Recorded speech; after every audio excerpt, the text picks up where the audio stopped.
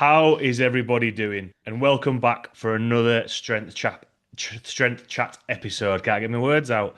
Um, Today I am joined by a sports performance consultant. He's a strength and conditioning coach, and he's actually a returning guest to Strength Chat. Today I am joined by the one and only William Wayland. How are you doing? I'm good, Stephen. Thanks for having me, and it's nice to be coming back on. Yeah, awesome. No, thanks a lot for taking the time to jump on. I know, obviously, it's been a while since we last spoke, and I know I've obviously been, following the content that you've been putting out there. But how are you? What's kind of happened or happening in your world recently? Yeah, so I think the last time we spoke, I was co-owner of Powering Through Yeah. Performance. I've since sold my stake in that business and moved into full-time consultancy. So that's been a big change for me. It gives me a bit more flexibility in my lifestyle and allows me to move around fundamentally, which is obviously when you're working a lot in travel sports like golf, being flexible and being able to move around is a big part of that. And obviously having half your time devoted to running a brick and mortar gym. It's a lot of work, and yeah, in the long run, I feel this is the right move for me to make. So that's been a massive change, and yeah, since the last time we spoke, still carrying on with the pro golf work. Still working with a few UFC fighters and jiu-jitsu guys and yeah, like and apart from that, my client base has not really changed. They're still moving on with that type of stuff. But yeah, in terms of like, from a business standpoint, that's a big shift now that I don't have a brick and mortar gym facility anymore. And don't get me wrong, I loved having a gym, but there's a lot of back end stuff that people don't talk about. That's hard work, spit and sawdust type work that goes into running any facility. And obviously, the situation in the UK at the moment with businesses is rough. Gym Yeah. industry is always a tough industry to be involved in. Anyone who owns a gym will tell you that the profit margins are usually pretty thin, and it's a lot of hard work. So I know plenty of guys who've shut up shop and moved abroad and done things like that because of the situation in the UK at the moment. I'm not sugarcoat it; it's not particularly great. So yeah, a lot of people are looking abroad for work. But no, that's the biggest change. But I can't complain. I love the work I'm doing now. I really enjoy the travel and I still love putting time and effort into try and help athletes do what they do. Nice. And one thing, and this might be a little bit of a tangent, but obviously, you said there about the time in investment of the day-to-day running of a gym. Do you find as though actually now you have more time for other projects, or that time has been filled up that you've put more investment in other areas, or how have you actually found that shift? Because I can imagine, from waking up to going to bed, your day was very much, especially running a gym, was very much like everything was filled. Whereas, with most things, if there's always a gap there, if something gets taken away, something has to be put back in. How have you kind of found, your time management, being able to other projects or yeah, do other things? So I had that initial thrill of suddenly having a lot of time available to myself. And I consistently had to stop myself wanting to fill it with stuff. Because one of my main complaints was I never had any free time. I never had any time to myself. I wasn't doing as much like things I enjoy, jujitsu, other stuff that was kind of being parked for the sake of work. And I had to resist my initial inclination to want to fill that time with more work. I mean, I turned down the idea of doing a PhD. My friends and family talked me out of it because they look, you've just freed up all this time, and now you're just looking for ways to fill it. Don't do that, you know. And being cautious and protecting my time has been a big sort of change for me. So yeah, that initial inclination when you're a busy person, someone like myself who does get a bit hypomanic, I really throw myself into work. The resisting the desire to fill it has been an important lesson. And it's taught me an awful lot about kind of the way athletes I work with operate as well. So I take that personal experience and apply it to what I do because you end up doing a lot of work that's perhaps not of the best quality or really aligned with what it is that you're trying to achieve in the long run. And that's the problem with that type of stuff. You end up just filling time with busy work. You get hooked on the idea of just being productive at all costs.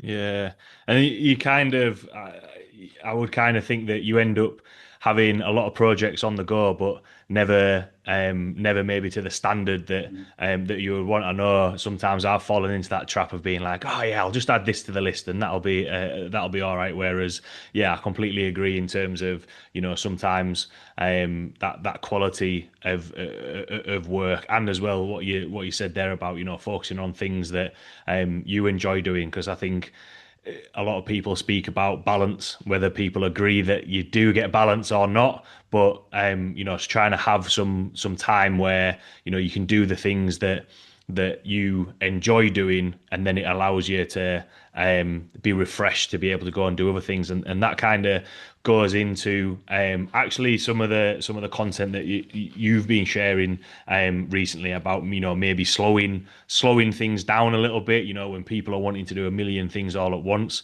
And I just kind of wanted you to, for anyone that might not have seen what you put out there, the athletic slow life principles, and obviously one of those is just slowing down a little bit. Just want to just explain what that is, how that came Yeah. about. So it's something that's kind of I'm still working on. I'm putting it together. I've got this Hinge Mastery product that is nearly finished.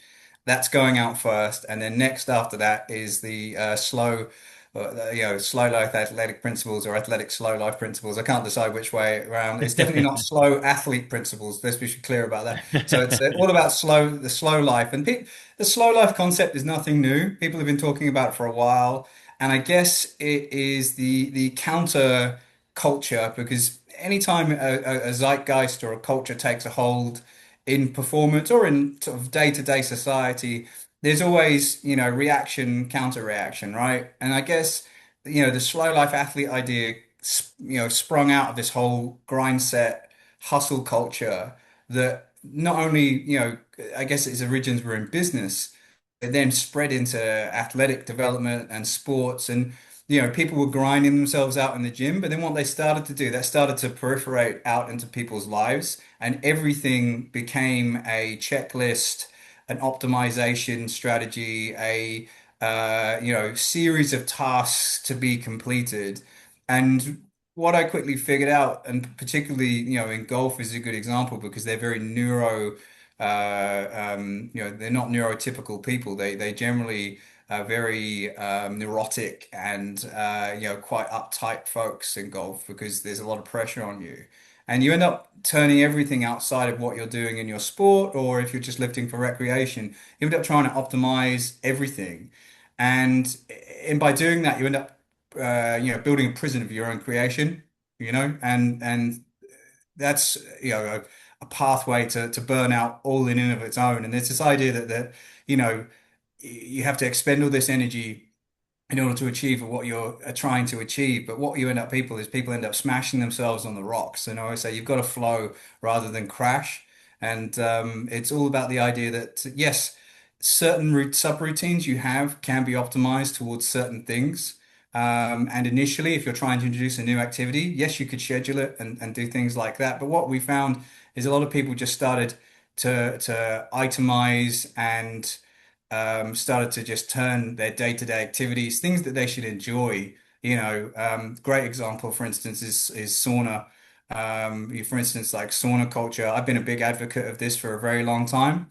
But then the likes of Huberman and I can't remember the name of the female doctor. It's fallen out of my head, but the one who very big sauna advocate, Rhonda Patrick, sorry, and a few other people, very very big sauna advocates. But what they started doing is they started giving you a checklist of how to sauna effectively. And it went from being a quasi-ritualistic experience, which I think a good sauna session should be, to being yet another checkbox monitoring exercise of this is optimal, this is suboptimal. And what happens is you end up turning everything into a very structural activity. It takes away all the fun. It takes away any spontaneity. It takes away any ritualistic enjoyment and ends up becoming something that's just another activity to check off. And we see that in people who diet in a very strict fashion. It turns what should be a, enjoyable experience like nutrition or eating, just eating in general, into something devoid of any enjoyment. And when that happens, what usually happens with dieting, people drop off. And people introduce these very strict routines, one or two things is probably going to happen. they're gonna completely fall off, or it becomes an entirely, utterly unenjoyable experience. So You mentioned there a lot about people making checklists, and it has to be a tick box type of things to kind of make it more optimal, make it more effective, and especially again, this might be a little bit of a tangent, but with everything now being kind of online and there being such um, uh, a wide variety of coaches or people or noise out there of people wanting to do, are these checklists, are these trying to make it more optimal at the thought of actually helping the client or the athlete, or is it from the coach trying to make something, the coach, the trainer, or whoever it is, just trying to make something that's repeatable so that they can try and give it to more people, if that makes sense? yeah, so there is an element of that, like this subscription model approach to dealing with problems. In the here's the, you have a here's a problem, I have a solution. Here's the list of things I suggest you do, and I guess it's the commodification of things outside of the sport. So people are basically they want to make sure that everything is optimal in their approach to dealing with the sport, but by adding all these strictures and checklists, and sometimes it's the coach's ego because the coach will have a pet modality that they want everyone to employ. We saw that with cold plunge, right? So there were guys who were like the cold plunge guy, and they were prescribing cold plunge to everybody. And well, that recently got, to excuse the pun, cold water poured on it by some studies that showed that it seriously hammers adaptation. So we don't want that. And yeah, people in an effort to, I guess, differentiate themselves, will add these strictures and say, look, this is the whatever coach approach, and you have to employ these modalities around and on top of your training, whatever that may be. And there are lots of coaches, again, because there's so much noise and so much busyness in the online space. There's a lot of performative practices going on.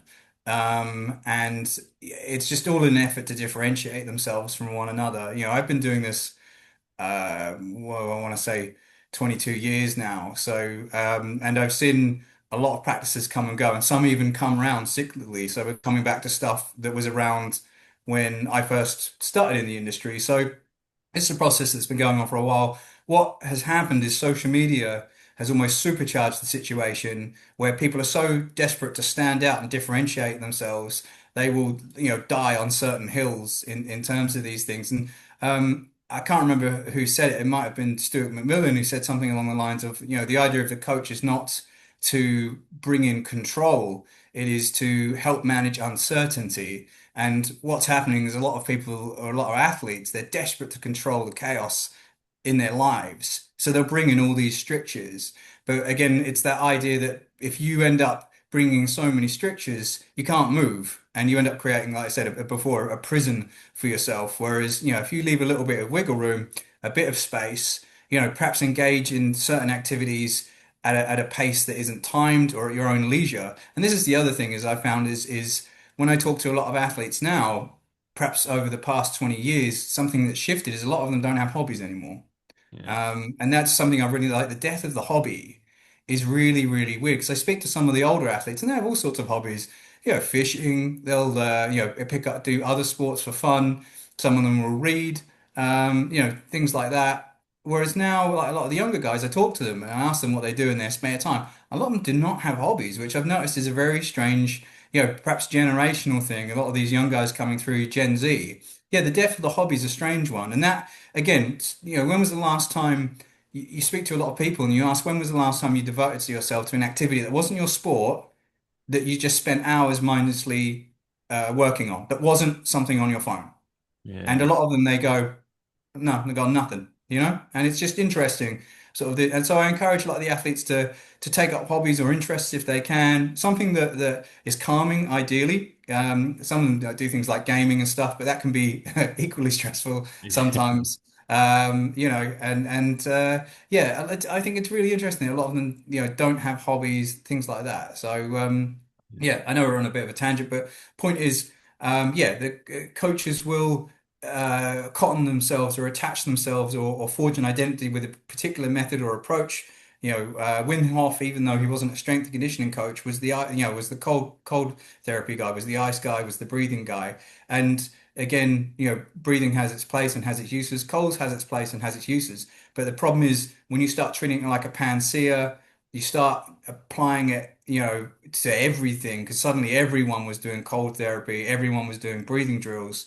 And again, it's just this all-consuming approach to dealing with problems when perhaps you just need to take a little bit of each approach and apply it in a sort of judicious fashion. But no, it's like becomes part of this regimented routine. I wake up 5:30 every day and do my cold contrast therapy for however many minutes or whatever. And it's just this sort of systemization, this mechanization, and the problem is you end up treating athletes like machines. And the thing is, humans aren't machines. There's a phenomenological aspect to this that perhaps the mistake sports science has made over a long time is treating people very structurally. And this is why the evidence-based guys kind of fall apart in contact with reality. It's fine if you're applying it to just gym work, but then you forget all the allostatic load, all the factors in people's personal lives. You could have a big game coming up and you have a fight with your girlfriend beforehand, and your routine didn't account for that. So you got to, still go out and perform, right? Like there's nothing you can do to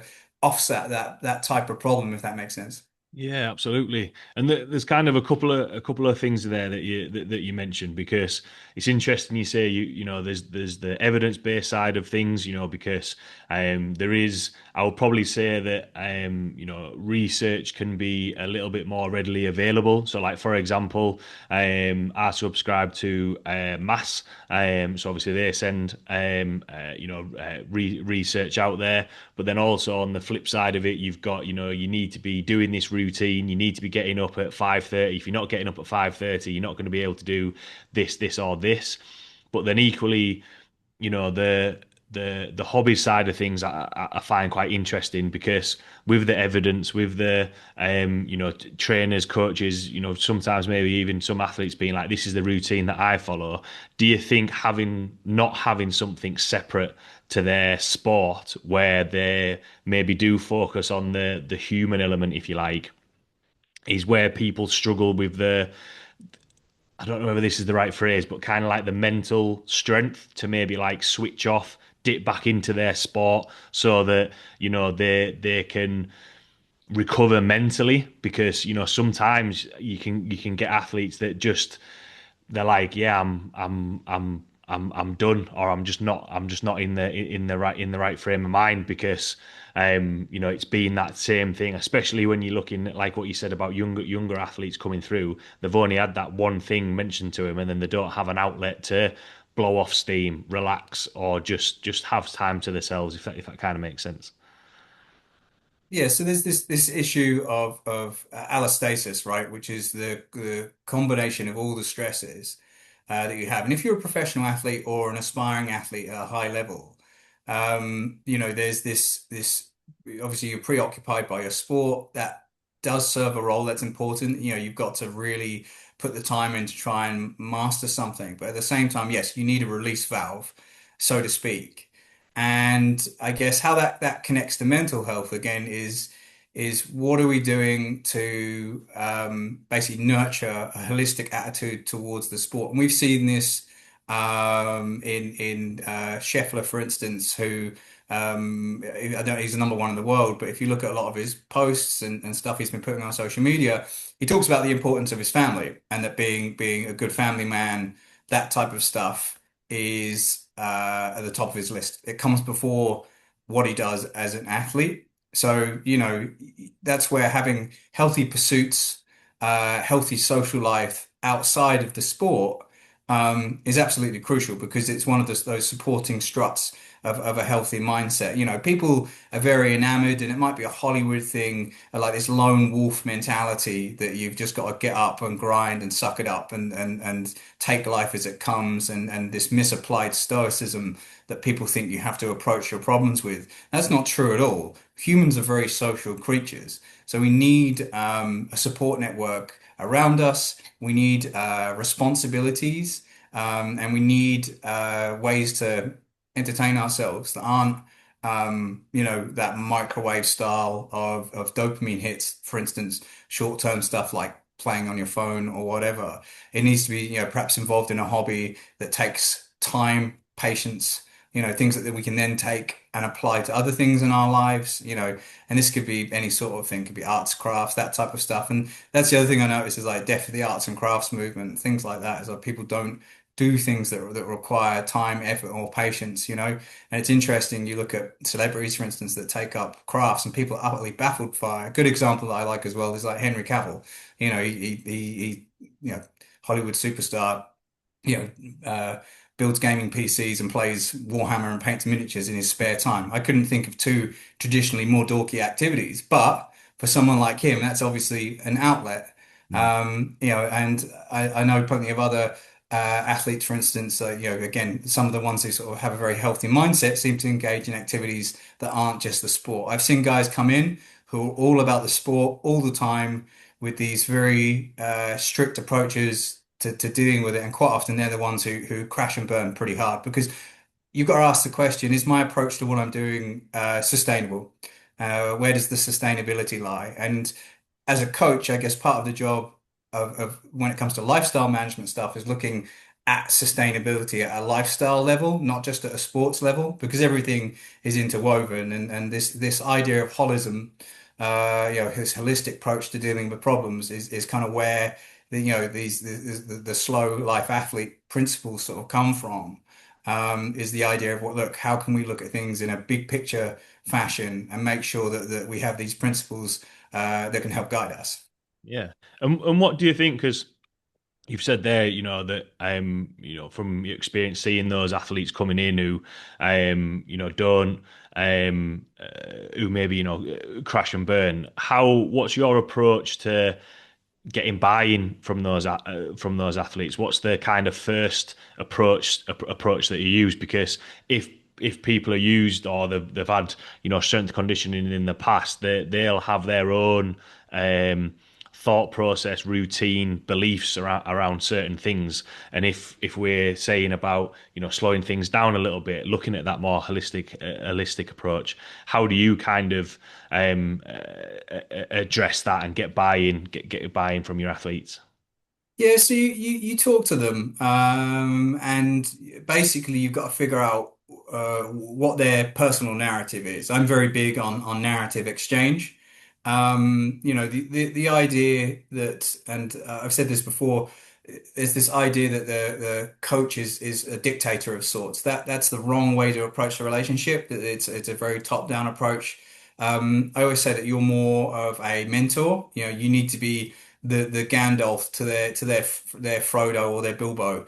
You need to be the one kind of nudging them to take the measured risks and take the measured changes, but that requires a conversation to find out what type of person they are. And you'll find that generally people sit on, and this is really, really basic archetypes of are they a more feel-oriented person? Are they very much in their emotions?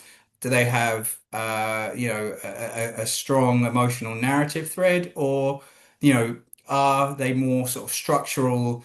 Are they very systems oriented?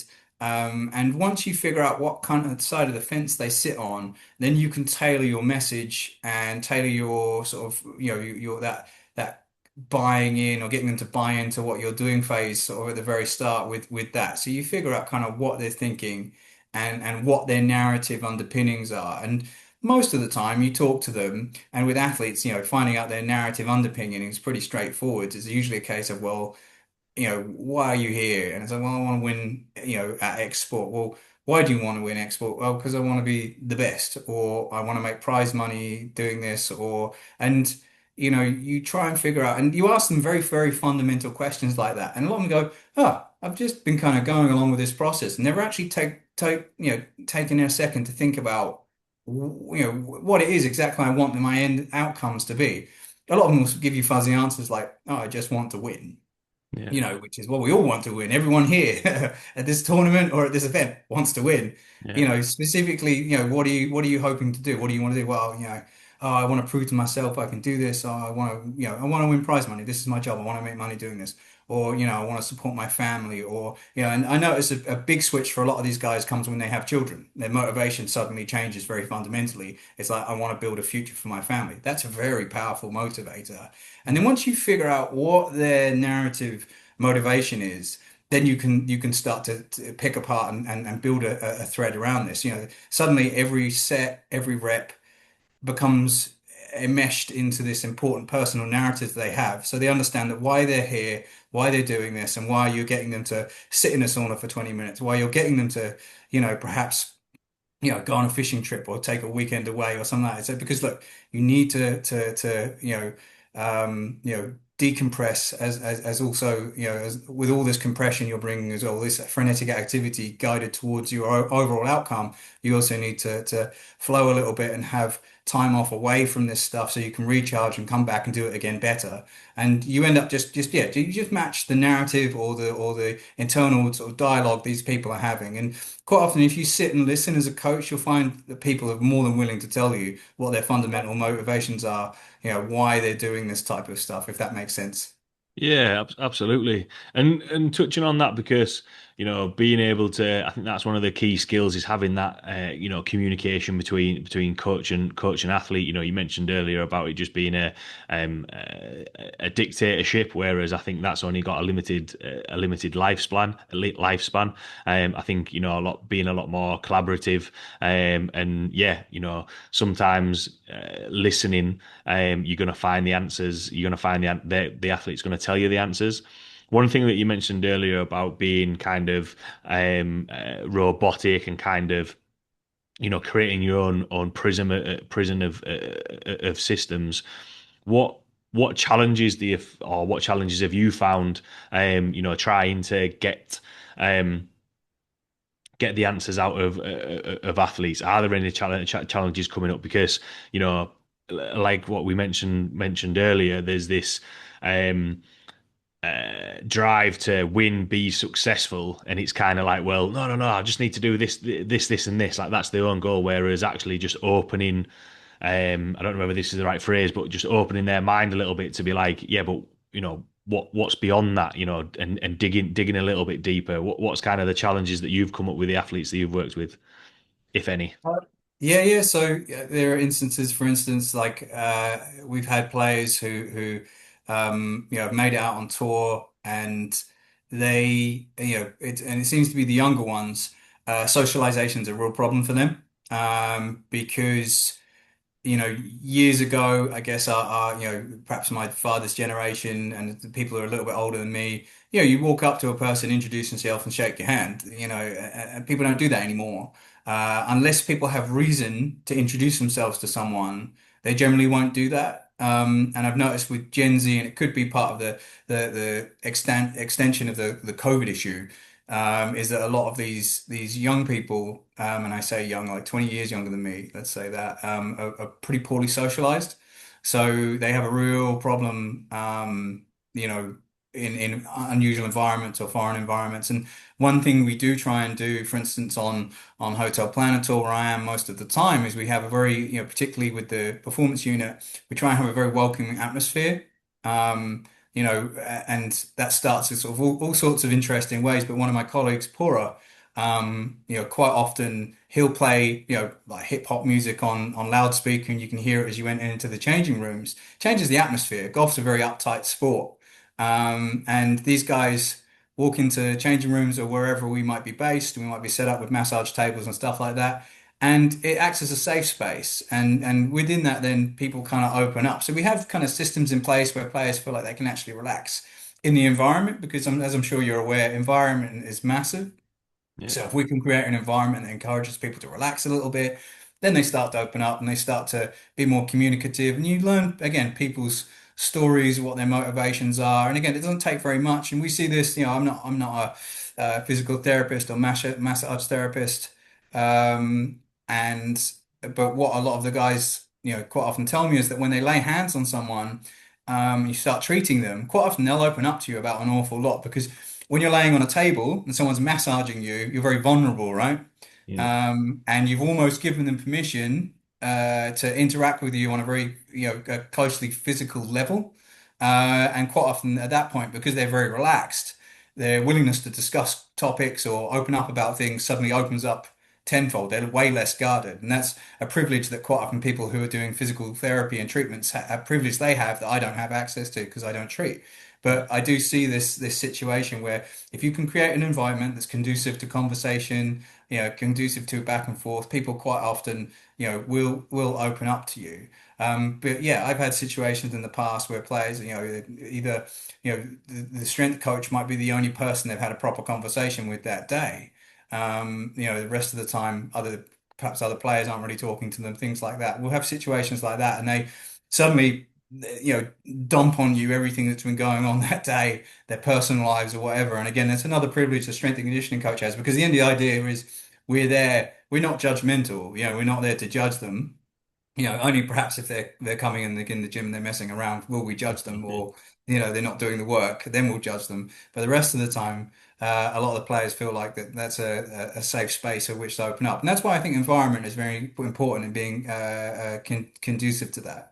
Yeah, and it goes back to what you mentioned before about having a level of enjoyment and fun, because they would have had that at some point when they first started doing the sport, or whatever it may be. And I know you said we spoke about having things outside of the sport, outside of the gym, but like what you said there about just changing the music, it's going to make people, not feel as stressed, or just being like, right, I just need to do this. Whereas if it's a quite a serious environment, and you said there, for golf can be quite serious, just making things, like what we've said before, just changing the pace a little bit, changing the dynamics can actually lead to other things like chatting a little bit more, finding out a little bit more information, because ultimately, that information that you get as a coach is only going to be helpful to be like, right, do I push this athlete a little bit more? Do I pull back a little bit? How are they getting on, and pick up these signals. How does that kind of, um because going back to the initial goal might be we want to win. You said there, everybody wants to win, because everyone's going to have that competitiveness in them. But if we're talking about slowing things down a little bit, so ultimately they can progress, how does that fit in with kind of goal setting? Maybe not for, I know you said about kind of like the older athletes, but speaking to younger athletes, how do you kind of talk to them about their goals, about longer term? Because right now it's a case of, I think we're in an age where everybody wants everything right now. Everybody wants to reach the top as quickly as possible. Whereas, you know, we know that the athletes who are at the top have taken time to get there, and it's taken even more effort to stay there. Or sometimes there's been younger athletes who have reached the top, but then they've come tumbling back down. How does that kind of work, or what's your approach in terms of tying that in with goal setting when you're working with athletes? Yeah. So generally, what I do is I have a pretty straightforward system.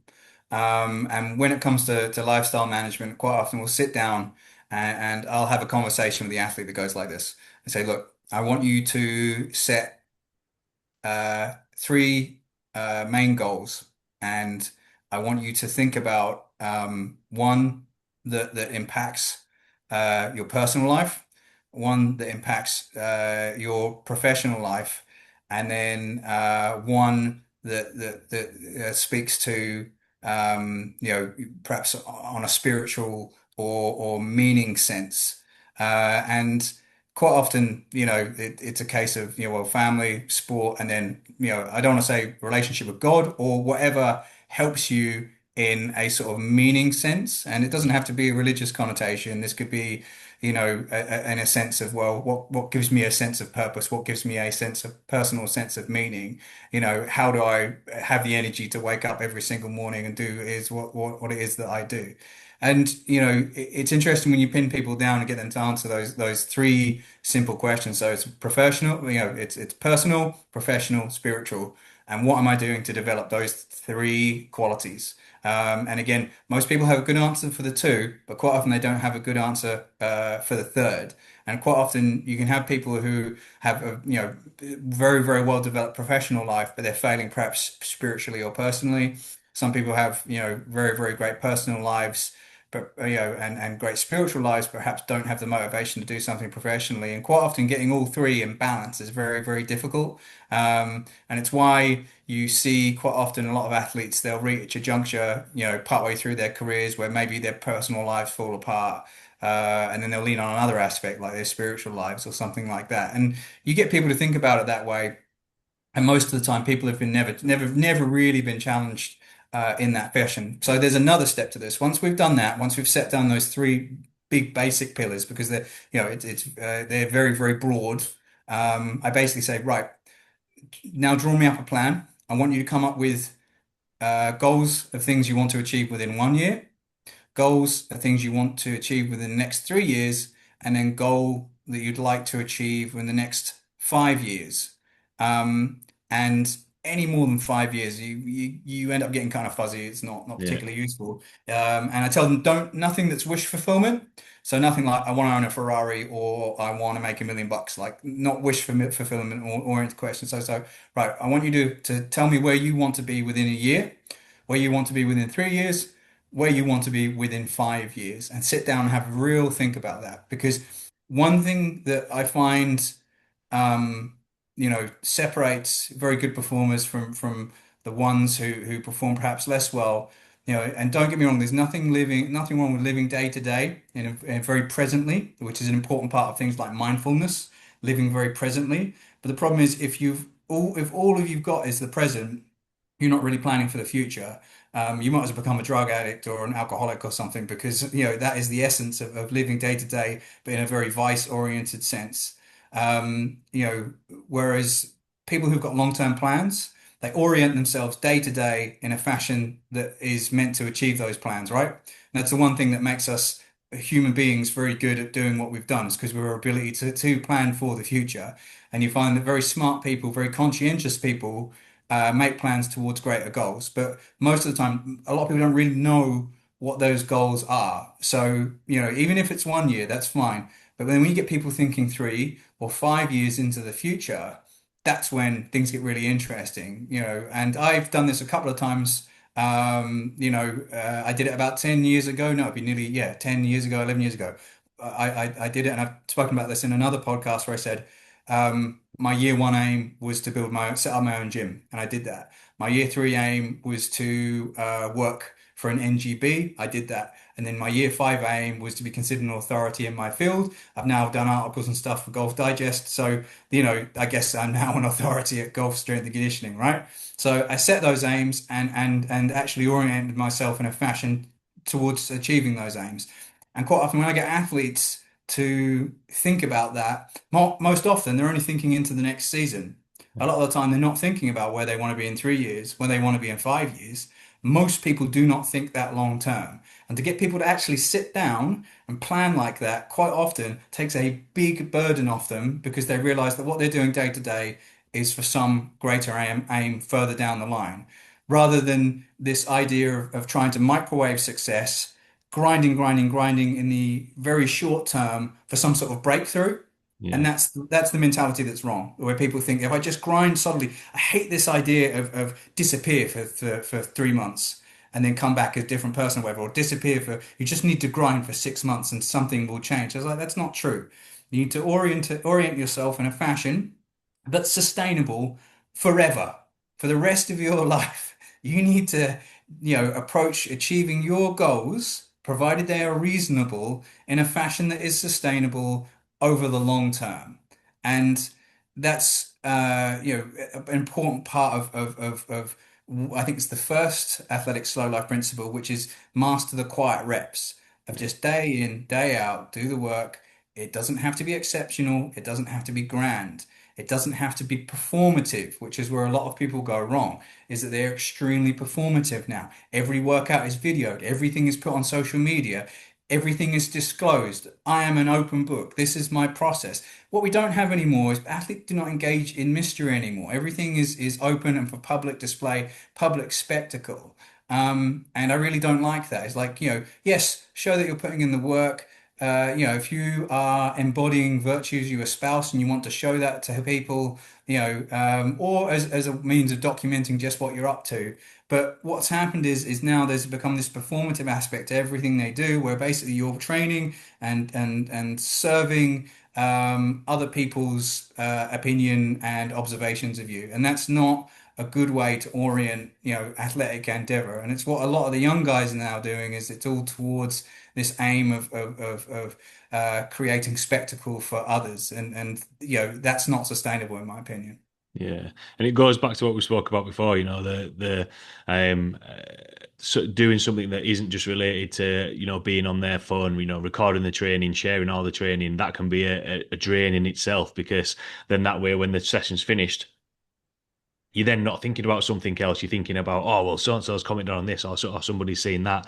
But equally, as well, when you're saying there about something sustainable, something longer term. The phrase I can't remember where it came from. I actually only read it the other week. Is that it's the final blow that cracks the rock or something like that. Whereas Hmm. like you're gonna end up feel as though you're maybe not getting anywhere, whereas all of a sudden, just keeping going day in, day out, not everything's going to be perfect, not everything's going to be the most optimal, or you're not going to check everything on that list that we spoke about at the start. But ultimately, that consistency, that sustainability is, probably what separates the athletes that are getting to where they want to be, or like what you yourself mentioned there, you 1, 3, and then 5 year plan.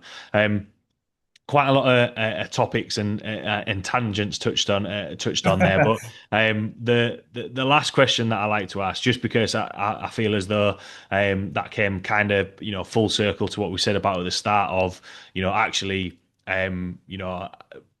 having this bigger picture of getting out of that grind and just trying to just hammer yourself into the floor. But for everyone listening, for the coaches and the athletes listening, what would be your take home points or words of wisdom? Yeah, so let's really quick run through what the athletic slow life principles are and where I am at the moment with that. So there are only six, and I might add more. I might even take some away. Who knows? But basically, that first one we spoke about is like mastering the quiet reps, and that's basically the idea that your athletic performance is always going to be built in an unhurried fashion. And again, you can't microwave performance; like it's not going to work. And all the best guys, I'm sure you're aware, will have, a flawless mastery of the basics, and then all the flourishes you see on top of that are kind of what comes next, And there's this idea of, stripping away routine and stripping away sort of fluff from your training, and that's where, longevity is going to come from. The next principle I really like is the idea of intuitive body wisdom. So, there's an inner signal that you should pay attention to. Your body whispers to you before it screams is a phrase I really like. I think that might be a Dan John quote, possibly. I'm not entirely sure, And what you find is that fad chasers, quite often the ones who dabble in unsustainable, subroutines that fall apart. So, and this is where perhaps the question of how am I feeling today might hold more weight than what your HRV score might well be. And that's just another thing I like to remind people of is that just that self-awareness, that self-checking is super important when it comes to figuring out where you are. Principle three is, a little bit about nutrition and basically just trying to cut down on highly processed stuff, basically. And I've had this conversation with a lot of athletes at the moment who are traveling. We try and make the effort to visit supermarkets, stuff like that, to buy actual food rather than eating junk on the road. And I won't labor on that point because nutrition is a whole sort of sub-discipline in and of itself. The ones I really like, the last three principles, which is number four, which is, when it comes to how you apply training, particularly as you become more advanced, you need to think about being very strategic in how you apply intensity. Volume might well work initially early in your career, but then as you advance, you've got to be careful because high volume training is what ruins older athletes and more senior athletes. Is because that with everything else you've got going on, all this allostatic load, high volume approach is generally where the wheels really start to fall off. So, I'm all about sort of higher intensities or moderate intensities and higher frequencies when it comes to training, rather than sort of lots and lots of training volume, because initially volume is usually what gets people going, lots of reps, but then as you get further on, don't need to be so voluminous. And then number five is what we spoke about earlier, talking about connection, and trying to find like unhurried pursuits. So try and involve yourself in activities that aren't on the clock. Again, it could be anything. It could be crafts. It could be reading. It could be anything. Walking your dog, whatever it might be. It just needs to be an unhurried pursuit and something that isn't serving performativeness. So it's not something you're going to instantly film and put online. So so many people now engage in activities and other pursuits, but again, it's serving this performativeness of putting things out there online just for other people to consume. You end up enjoying things far less if you go out for a coffee and you spend half the time trying to take the right picture of your latte. You go for a dog walk and you're just filming it for other people's consumption.